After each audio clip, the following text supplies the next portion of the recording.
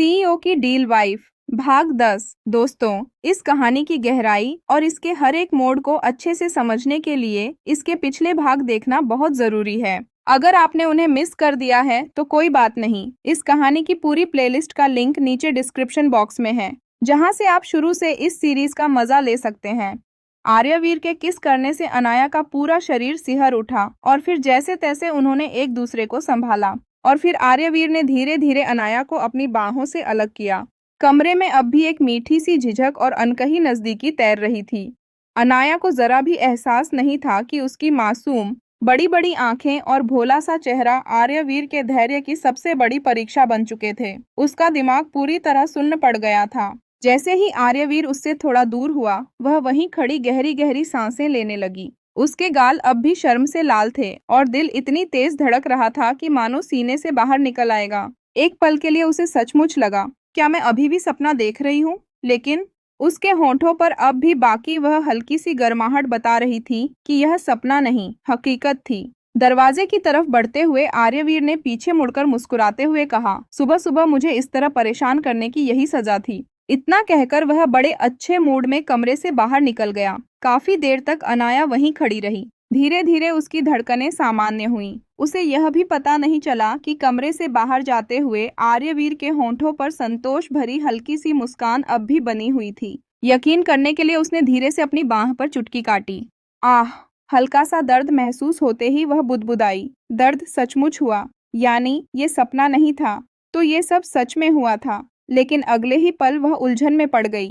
आखिर मैंने उन्हें कब रिझाया? उसने जितना भी याद करने की कोशिश की, उसे समझ ही नहीं आया कि उसने ऐसा क्या किया था। अभी कुछ देर पहले की सारी बातें उसकी आंखों के सामने घूमने लगीं। उसका चेहरा फिर से शर्म से लाल हो गया और दिल एक बार फिर तेजी से धड़कने लगा। बस अनाया, अब और मत सोचो। वह खुद को डांटते हुए जल्दी से बाथरूम में चली गई।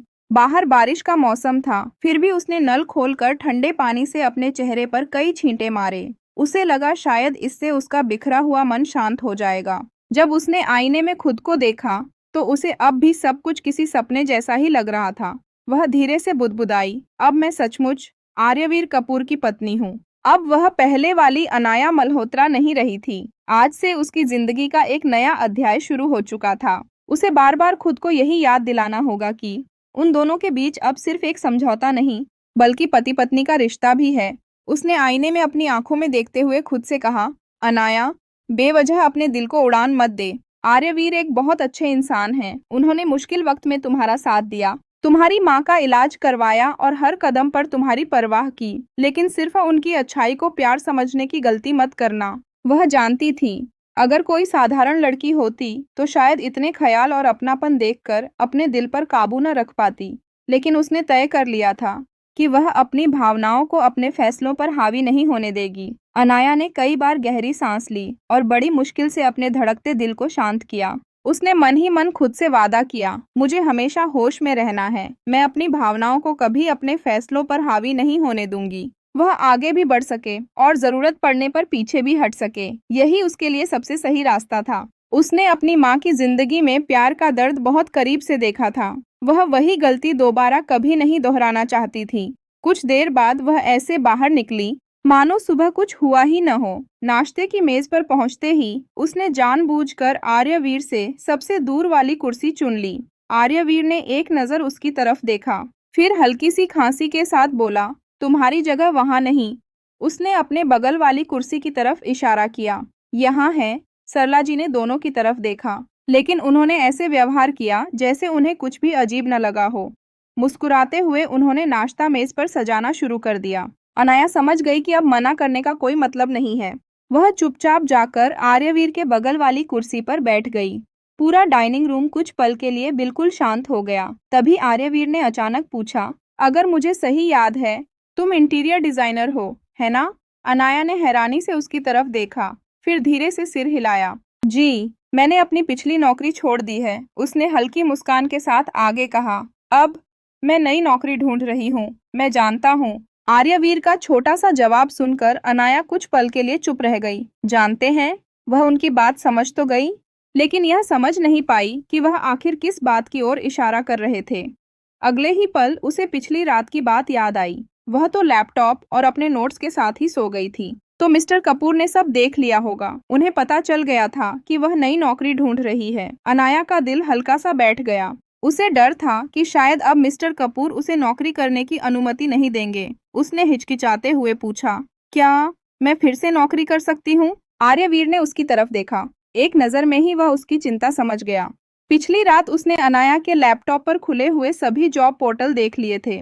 वह जिन जगहों पर आवेदन करना चाहती थी, वे सब छोटे छोटे डिजाइन स्टूडियो और मामूली कंपनियां थीं। उनमें से कोई भी अर्बन नेस्ट डिजाइन स्टूडियो से बेहतर नहीं था। आर्यवीर ने शांत स्वर में पूछा, तुम सच में काम करना चाहती हो? अनाया ने बिना झिझक सिर हिला दिया। हाँ, मैं अपने पैरों पर खड़ा होना चाहती हूँ। आर्यवीर कुछ क्षण तक उसे देखता रहा। कपूर इंफ्रा ग्रुप का सबसे मजबूत विभाग उसके विश्वस्तरीय आर्किटेक्ट्स और इंटीरियर डिजाइनर्स की टीम थी।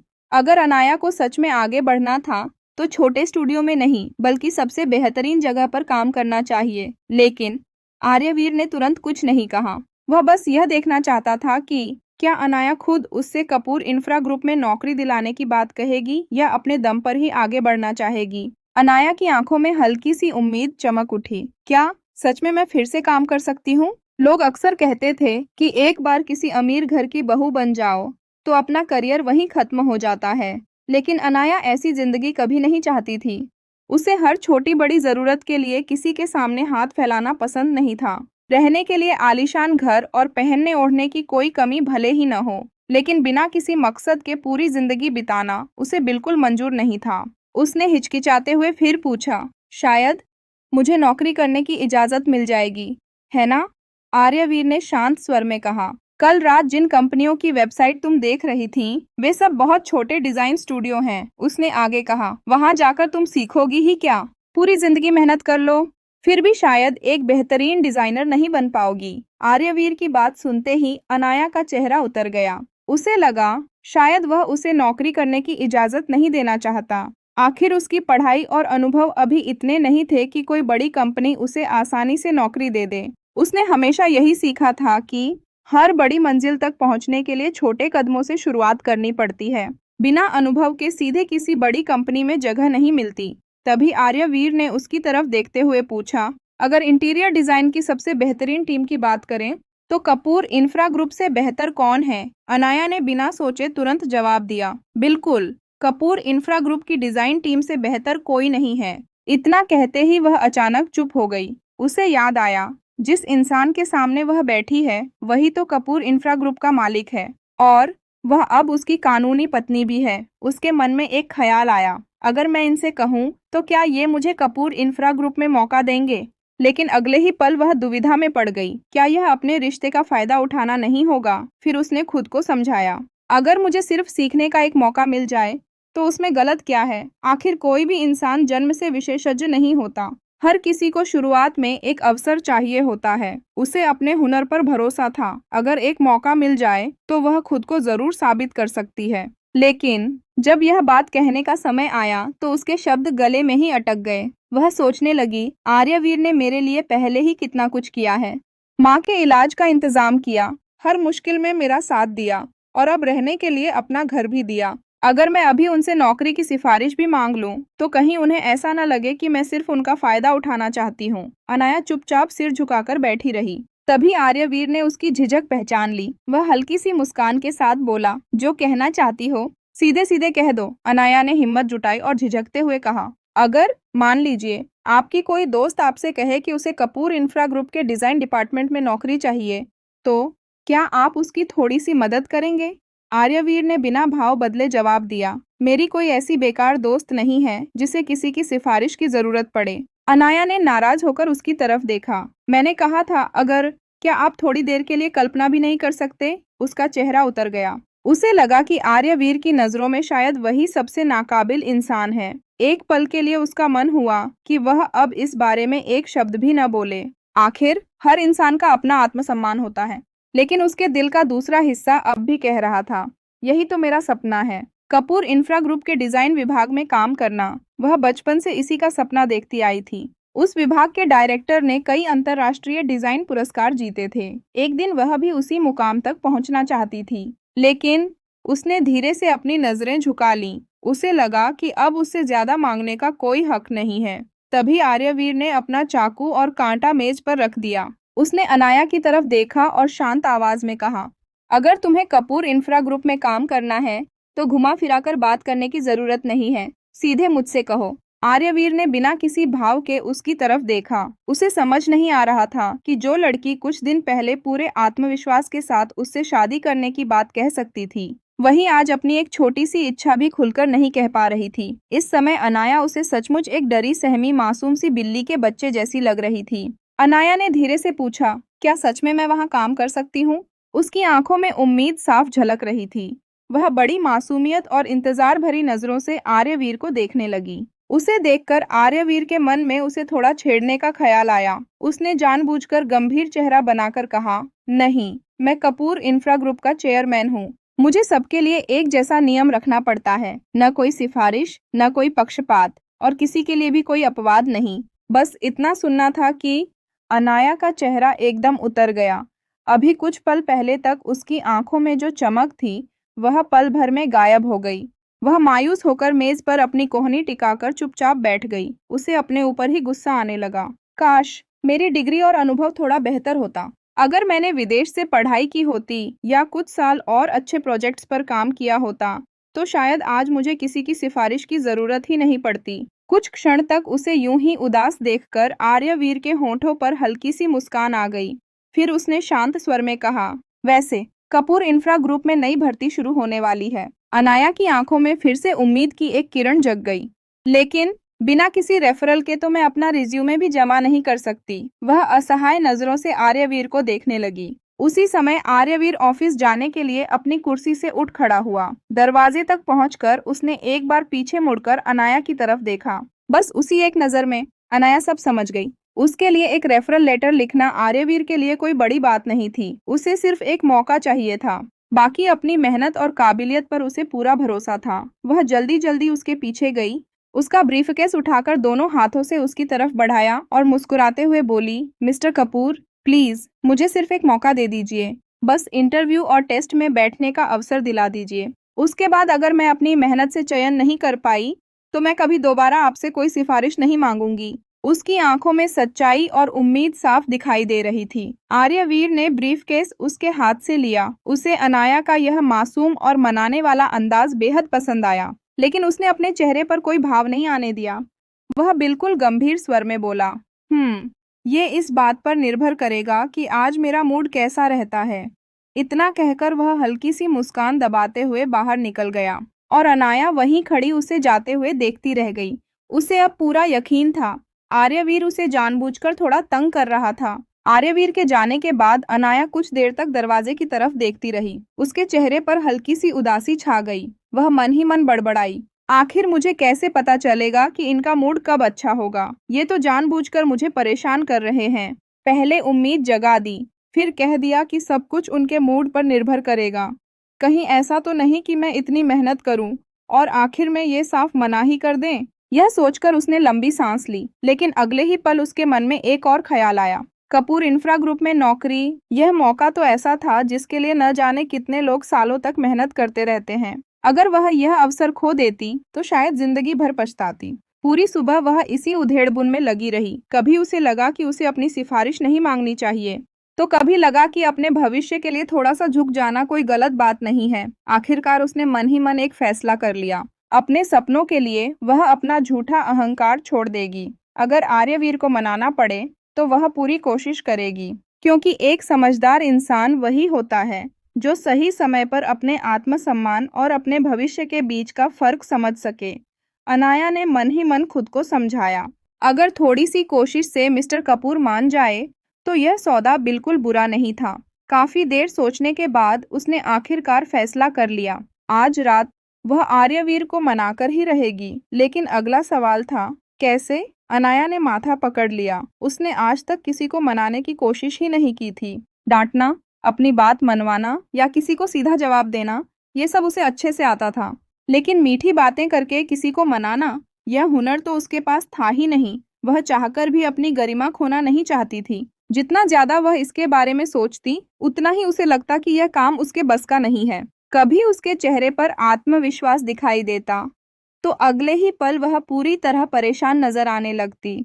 सरला जी दूर खड़ी उसकी बदलती हुई भावनाएं देख रही थीं। आखिरकार उनकी हंसी छूट गई। जब से इस घर में नई बहू आई थी, पाली हिल वाला यह शांत बंगला जैसे फिर से जिंदा हो उठा था। और सबसे बड़ा बदलाव आर्यवीर कपूर में दिखाई दे रहा था। इन कुछ दिनों में आर्यवीर का स्वभाव पहले से कहीं ज्यादा हल्का और शांत लगने लगा था। सरला जी यह बदलाव साफ महसूस कर रही थीं। उन्हें यह किसी शुभ शुरुआत से कम नहीं लगा। अपने सारे काम निपटाने के बाद उन्होंने जानबूझकर अनाया को अकेला छोड़ दिया ताकि वह आराम से सोच सके।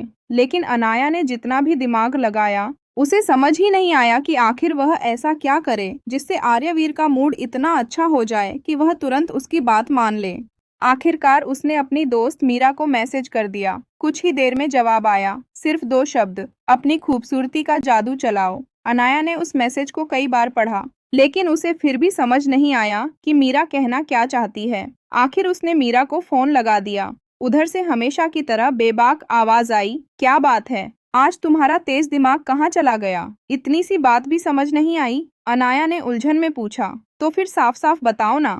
मीरा बिना किसी झिझक के हंस पड़ी। अरे पगली, मतलब थोड़ा प्यार से पेश आ, उन्हें स्पेशल महसूस करा, उनकी पसंद का ध्यान रख, उनसे खुलकर बात कर। जब उनका मूड अच्छा होगा तो तुम्हारी बात सुनने की संभावना भी बढ़ जाएगी। अनाया का चेहरा तुरंत लाल हो गया। वह झेंपते हुए बोली, मीरा, तुम्हारा दिमाग तो खराब नहीं हो गया है? कैसी कैसी बातें कर रही हो? मीरा की हंसी और तेज हो गई। अनाया का चेहरा पल भर में सुर्ख लाल हो गया। सुबह की वह शर्मिंदगी भरी घटना अचानक उसकी आंखों के सामने घूम गई।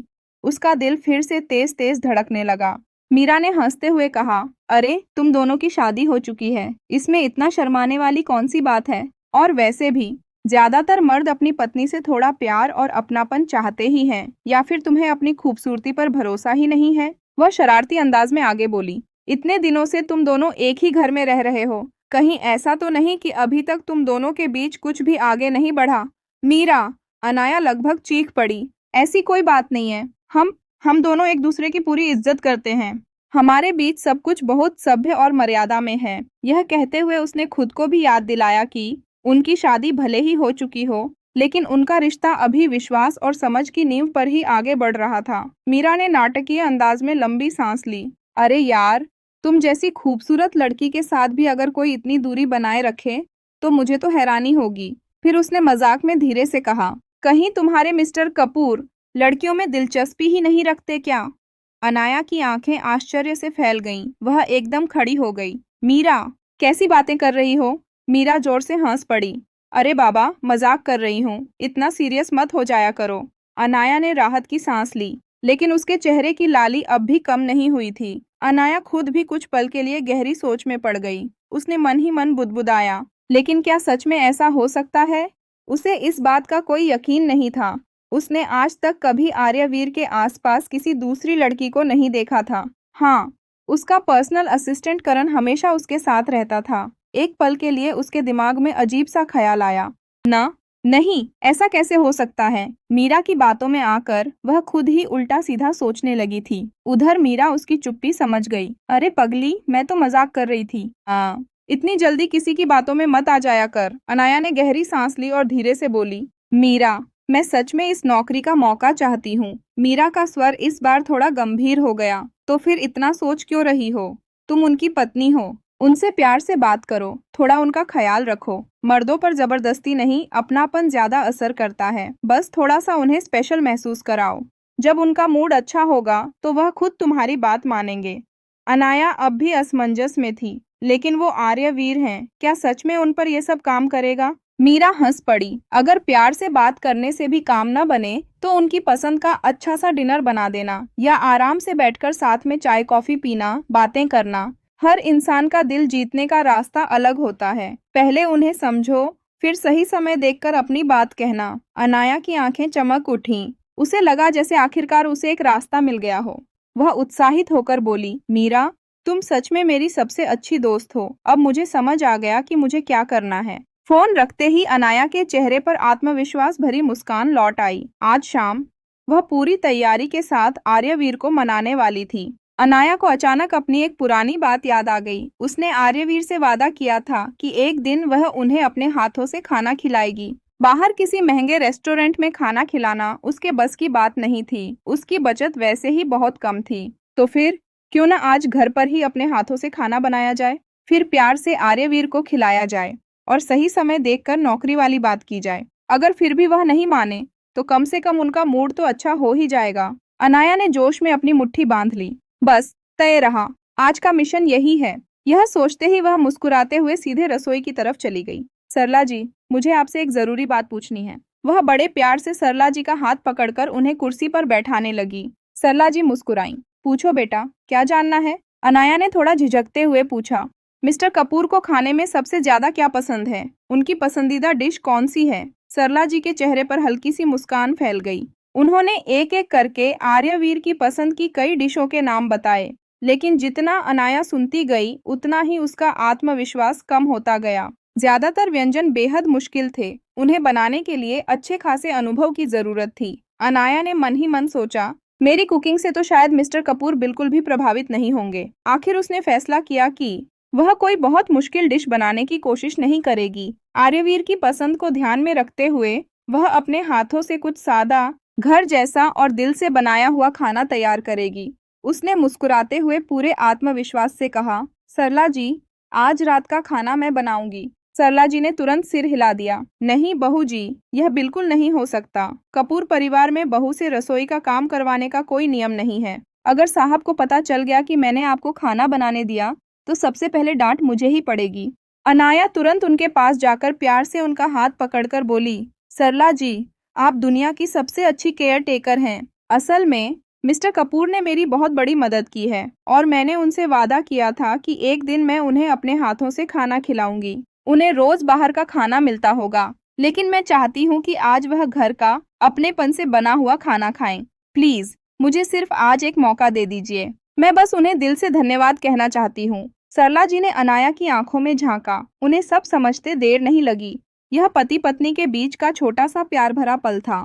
ऐसी बातों में किसी तीसरे को दखल नहीं देना चाहिए। हालांकि उन्हें अब भी थोड़ी चिंता थी। उन्होंने मुस्कुराकर पूछा, लेकिन बहू जी, क्या आपको पूरा भरोसा है कि आप अकेले सब संभाल लेंगी? अनाया ने पूरे आत्मविश्वास से अपनी छाती पर हाथ रखा। बिल्कुल, मैं कोई बड़ी शेफ तो नहीं हूँ, लेकिन साधारण घर का स्वादिष्ट खाना बनाना मुझे अच्छी तरह आता है। सरला जी उसकी बात सुनकर मुस्कुरा दी। दोपहर होते ही अनाया ने सारी तैयारी शुरू कर दी। रसोई में जरूरी सामान तो पहले से मौजूद था, लेकिन उसे कुछ चीजें बिल्कुल ताजी चाहिए थीं। सरला जी की अनुमति लेकर वह उनकी साइकिल लेकर पास के बाजार चली गई। वहां से उसने ताजी सब्जियां, मसाले और एक बड़ी सी ताजा मछली खरीदी। घर लौटते समय उसके चेहरे पर उत्साह साफ दिखाई दे रहा था। आज वह अपने हाथों से ऐसा खाना बनाने वाली थी जिसमें सिर्फ स्वाद ही नहीं, बल्कि उसके दिल की पूरी सच्चाई भी शामिल होगी। रसोई में काम शुरू करने से पहले अनाया ने अपना मोबाइल उठाया। कुछ पल सोचने के बाद उसने आर्यवीर को एक मैसेज भेजा। क्या आज आप रात का खाना घर पर खाएंगे? आपने कहा था कि मैं आपको डिनर खिलाऊं, तो आज मैं अपना वादा पूरा करने वाली हूं। ऑफिस में बैठा आर्यवीर मैसेज पढ़कर हल्का सा मुस्कुराया। उसे समझते देर नहीं लगी कि अनाया को अचानक अपने हाथों से खाना खिलाने का ख्याल क्यों आया है। उसे यकीन था कि यह सब कपूर इंफ्रा ग्रुप वाले रेफरल लेटर के लिए ही हो रहा है। उसके होंठों पर हल्की सी मुस्कान आ गई। अब तो यह लड़की मुझे मनाने के नए नए तरीके भी सीखने लगी है। उसने ज्यादा कुछ नहीं लिखा, बस एक छोटा सा जवाब भेज दिया। हालांकि उसके चेहरे से साफ पता चल रहा था कि उसका मूड आज काफी अच्छा था। यहाँ तक कि उसके मन में हल्की सी उत्सुकता भी थी। देखते हैं आज यह मासूम लड़की मेरे लिए क्या नया करने वाली है। उधर बंगले में सरला जी अब भी थोड़ी चिंतित थीं। आजकल बहुत कम लड़कियां अपने हाथों से खाना बनाती थीं, लेकिन जब उन्होंने अनाया को पूरे मन से तैयारी करते देखा और उसके हाथों में चाकू चलाने का सलीका देखा, तो उनके चेहरे पर संतोष भरी मुस्कान आ गई। उन्होंने मन ही मन सोचा, साहब को सचमुच बहुत अच्छी जीवन साथी मिली है। फिर भी वह पास ही खड़ी रहीं ताकि जरूरत पड़ने पर उसकी मदद कर सकें। अनाया ने सबसे पहले ताजी मछली को अच्छी तरह साफ किया। आज वह आर्यवीर के लिए उसकी पसंदीदा स्टीम्ड सी बास अपने अंदाज में बनाने वाली थी। उसके हर काम में एक अलग ही उत्साह और अपनापन झलक रहा था। अनाया को सरला जी से पता चल गया था कि आर्यवीर बहुत ज्यादा मसालेदार खाना नहीं खाते, इसलिए उसने जानबूझकर हल्के मसालों वाले घर के स्वाद से भरे व्यंजन बनाने का फैसला किया। उसने बड़ी मेहनत से एक एक डिश तैयार की, साथ ही कई घंटों तक धीमी आंच पर एक पौष्टिक सूप भी पकाया। सरला जी बीच बीच में उसे छोटी छोटी बातें बताती रहीं। उनकी सलाह से अनाया का काम पहले से कहीं आसान हो गया। धीरे धीरे पूरा घर ताजे खाने की खुशबू से भर गया। जब आखिरी डिश भी तैयार हुई, तब तक बाहर रात हो चुकी थी। अनाया ने पूरे प्यार से डाइनिंग टेबल सजाई। हर प्लेट, हर कटोरी और हर चम्मच उसने बड़े ध्यान से रखा। सब कुछ तैयार होने के बाद अब सिर्फ एक ही इंतजार था, आर्यवीर के घर लौटने का। वह बार बार घड़ी देखती, फिर दरवाजे की तरफ नजर डालती। इतना ही नहीं, वह मन ही मन यह भी दोहराने लगी कि आर्यवीर के आने पर क्या बोलेगी। मिस्टर कपूर, आप पहले खाना खा लीजिए। आज मैंने सब कुछ अपने हाथों से बनाया है। अगर पसंद आए तो मुझे बहुत खुशी होगी।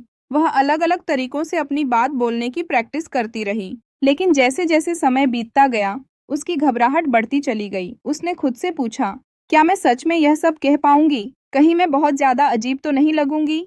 अगले ही पल उसने सिर झटक दिया। नहीं, यह सब मीरा का आइडिया था। अगर सब ठीक रहा तो बढ़िया, और अगर पूरी योजना फेल हो गई, अनाया के होंठों पर हल्की सी मुस्कान आ गई, तो सारी गलती मीरा की होगी। यह सोचते ही उसकी घबराहट थोड़ी कम हो गई। अब उसे बस उस पल का इंतजार था, जब आर्यवीर घर का दरवाजा खोलकर अंदर आएगा। शाम कब रात में बदल गई, अनाया को खुद भी पता नहीं चला।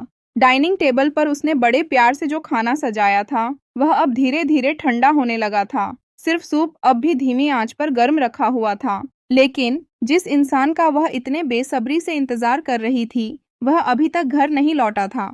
अनाया ने न जाने कितनी बार अपना मोबाइल उठाया। उसकी उंगलियां कई बार आर्यवीर का नंबर मिलाने तक पहुंच गईं, लेकिन हर बार वह खुद को रोक लेती। उसने मन ही मन सोचा, कपूर इंफ्रा ग्रुप जैसी इतनी बड़ी कंपनी के चेयरमैन हैं, जरूर किसी जरूरी मीटिंग या काम में फंस गए होंगे। मुझे उन्हें बार बार परेशान नहीं करना चाहिए। उसे पिछली बार की बात भी याद थी। उस दिन भी आर्यवीर आधी रात के बाद ही घर लौटे थे। यही सोचकर उसने फोन वापस मेज पर रख दिया। थोड़ा और इंतजार कर लेती हूँ, वह खुद से बुदबुदाई। इस तरह इंतजार करते करते घड़ी की सुइयां धीरे धीरे रात के 9 बजे के करीब पहुंच गईं, और तभी बंगले के बाहर किसी गाड़ी के रुकने की हल्की सी आवाज सुनाई दी। आखिरकार रात लगभग 9 बजे बंगले का मुख्य दरवाजा खुला। दरवाजे की आवाज सुनते ही अनाया तुरंत अपनी जगह से उठ खड़ी हुई, लेकिन अगले ही पल उसके मन में एक अजीब सा ख्याल आया। मैं तो बिल्कुल ऐसी पत्नी लग रही हूँ, जो पूरे दिन सिर्फ अपने पति का इंतजार करती रहती है। यह सोचकर वह हल्का सा झेंप गई। उसने तुरंत अपने मन से वह ख्याल निकाल दिया और चेहरे पर मुस्कान लाकर दरवाजे की तरफ बढ़ी। आप आ गए, वह धीरे से बोली। बाहर बारिश हो रही थी, इसलिए मैंने सरला जी को जल्दी आराम करने भेज दिया। आर्यवीर ने हल्के से सिर हिलाया। उसने अपना ब्रीफकेस एक तरफ रखा। तभी अचानक उसे दोपहर वाला अनाया का मैसेज याद आया। आज मैं आपको अपने हाथों से डिनर खिलाऊंगी। ऑफिस में अचानक एक जरूरी मीटिंग और कई अहम फाइलों की वजह से वह इतना व्यस्त हो गया था कि यह बात उसके दिमाग से पूरी तरह निकल गई। उसकी नजर जैसे ही डाइनिंग टेबल पर सजे खाने पर पड़ी, उसे सब याद आ गया। उसने अनाया की तरफ देखकर शांत स्वर में कहा, ऑफिस में अचानक एक जरूरी काम आ गया था, इसलिए देर हो गई। कुछ पल रुककर वह बोला, मुझे तुम्हें पहले ही बता देना चाहिए था। असल में आर्यवीर की आदत ही नहीं थी कि मीटिंग के दौरान अपना फोन साथ रखे। एक मीटिंग खत्म हुई तो दूसरी शुरू हो गई। काम करते करते उसे समय का बिल्कुल एहसास ही नहीं रहा। अनाया ने मुस्कुराकर धीरे से कहा, कोई बात नहीं, काम सबसे ज्यादा जरूरी होता है। मैं अभी खाना गर्म कर देती हूँ, ठीक है? इतना कहकर वह जल्दी से रसोई की तरफ बढ़ने लगी। तभी आर्यवीर की नजर डाइनिंग टेबल पर रखे खाने पर पड़ी। उसने गौर से देखा, ये खाना सरला जी के हाथ के नहीं लग रहे थे। उसने अनाया की तरफ देखा और पूछा, ये सब तुमने बनाया है? अचानक सवाल सुनकर अनाया थोड़ा झेंप गई। उसने धीरे से सिर हिलाया, जी, लेकिन ये सरला जी जितना अच्छा नहीं बना होगा। आपने कहा था कि मैं आपको डिनर खिलाऊं, तो मुझे यही सबसे अच्छा तरीका लगा आपका धन्यवाद कहने का। वह हल्की सी मुस्कान के साथ बोली, मैं अभी सब गर्म करके लाती हूँ, बस एक बार चखकर जरूर बताइएगा कि कैसा बना है। आर्यवीर ने उसकी तरफ देखते हुए शांत स्वर में कहा, ठीक है। अनाया रसोई में चली गई। उधर आर्यवीर कुछ पल वहीं खड़ा रहा। आमतौर पर जब वह देर रात घर लौटता, तो या तो सरला जी उसके लिए जल्दी से कुछ हल्का फुल्का बना देती, या फिर वह सिर्फ एक कप कॉफी पीकर ही रात गुजार देता। लेकिन आज पहली बार कोई उसके लिए खाना बनाकर उसका इंतजार करते हुए बैठा था। आर्यवीर के मन में बस एक ही बात चल रही थी। अनाया ने सिर्फ उसके लिए अपने हाथों से खाना बनाया था। उसके मन में एक अनजानी सी गर्माहट उतर आई। उसे सचमुच उम्मीद नहीं थी कि अनाया उसके लिए इतनी मेहनत करेगी। डाइनिंग टेबल पर सजा हर डिश उसकी मेहनत और सच्चे दिल का एहसास करा रहा था। चाहे उसके पीछे जो भी वजह रही हो, इतना तो साफ था कि अनाया ने यह सब पूरे मन से बनाया था। दोस्तों, आगे की कहानी जानने के लिए देखना ना भूलें सीईओ की डील वाइफ का अगला भाग। और आज का एपिसोड आपको कैसा लगा? कमेंट में अपनी राय जरूर बताइएगा। अगर कहानी दिल को छू रही है तो वीडियो को लाइक करें, अपने दोस्तों के साथ शेयर करें और चैनल को सब्सक्राइब कर लीजिए। मिलते हैं बहुत जल्द भाग 11 में। Thank you for watching.